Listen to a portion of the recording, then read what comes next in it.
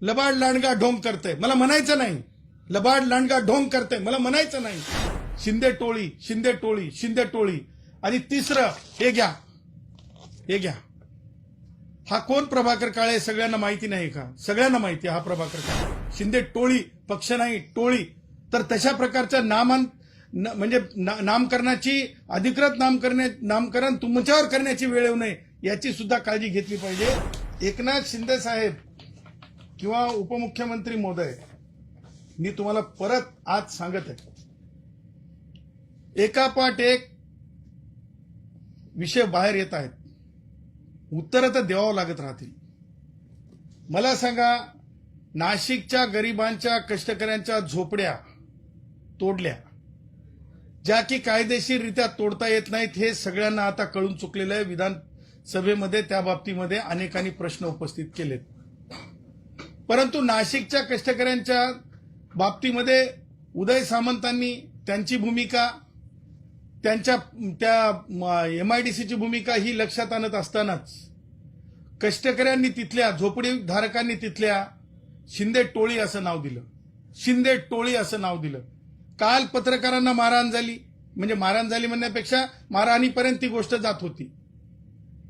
त्यावेळेस अर्वच्च्या शिवीगाळ, जीवे मारण्याच्या धमकीपर्यंतच्या गोष्टी, अर्वच्य म्हणजे अति अर्वच्य, ते म्हणजे ते मला वाटतं की ते म्हणजे तशी ऍक्शन सुद्धा करू नये. आणि कालही टोळीसारखंच पक्षीय वर्तन आहे का? शिंदे टोळी शिंदे टोळी शिंदे टोळी. आणि तिसरं हे घ्या हे घ्या. हा कोण प्रभाकर काळे सगळ्यांना माहिती नाही का? सगळ्यांना माहिती हा प्रभाकर काळे. ह्याच्या बाबतीमध्ये कधी बोलणार आहात? ह्या प्रभाकर काळेचा काय रोल आहे? मग मला सांगा, ह्या अशा प्रकारे वसुल्या, त्याचबरोबर पत्रकारांना धमक्या, त्याचबरोबर गरिबांचे घरं तोडणे, हे पॉलिटिकली आयडिओलॉजिकली फिट आहे का ही गोष्ट?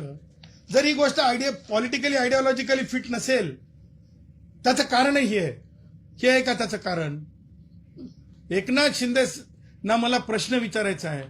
भारतरत्न डॉक्टर बाबासाहेब आंबेडकर यांचे विचार हे सर्वंकष सगळ्यांना जे आहे लोकशाहीचे दिशानिर्देश देत असतात. ते मान्य नाही आहेत का? ते मान्य नाही आहेत का? मला कुणालाही म्हणायचं नाही लबाड लांडगा ढोंग करते मला म्हणायचं नाही. लबाड लांडगा ढोंग करते मला म्हणायचं नाही. परंतु हे सगळं काही टोळीसारखंच शिंदे टोळी म्हणून चालणार आहे का?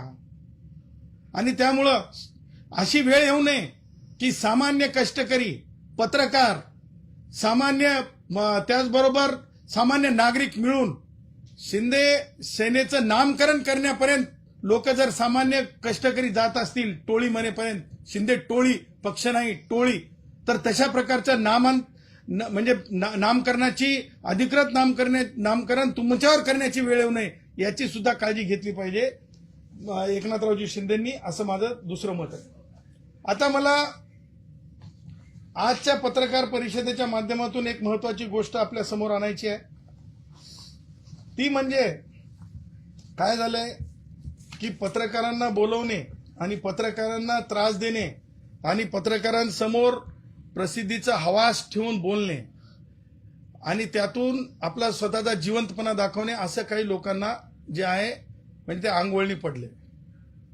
आणि त्यामुळं एक घटना जी आज पाहायला मिळाली, आज सकाळी एक पत्रकार परिषद झाली. त्या पत्रकार परिषद स्वतःला त्या सामाजिक कार्यकर्त्या म्हणून त्यांनी घोषित केलेलं आहे. त्या आहेत अंजली दमानिया.